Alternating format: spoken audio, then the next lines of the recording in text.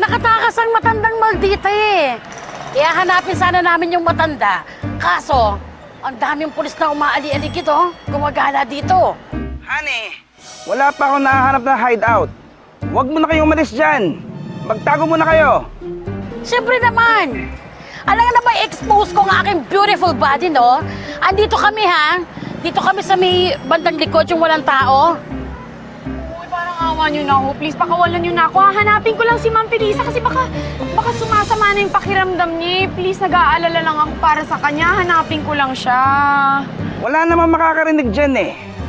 Sige, speakerphone mo. Oh, sandali lang, ha?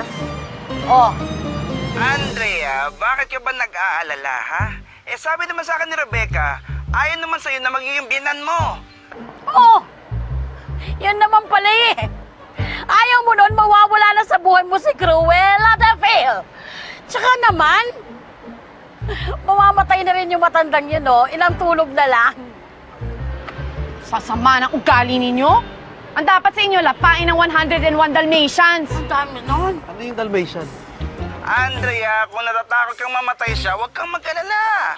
Susunod ka rin sa kanya pag hindi kami nakatakas dito. Pagsisisihan niyo rin yung kasalanan ginawa ninyo. Alam kong hindi palalagpasin ni Hami, ni Papa at ng mga friendships ko ang kasamaan ninyo.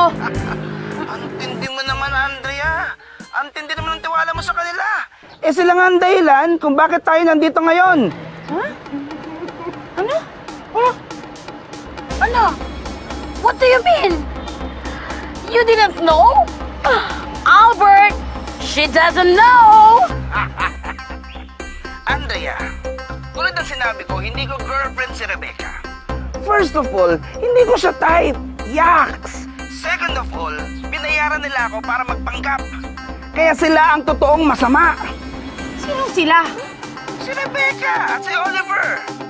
Yung ex mo at yung ex-girlfriend ko, sila ngayon na naglalandian.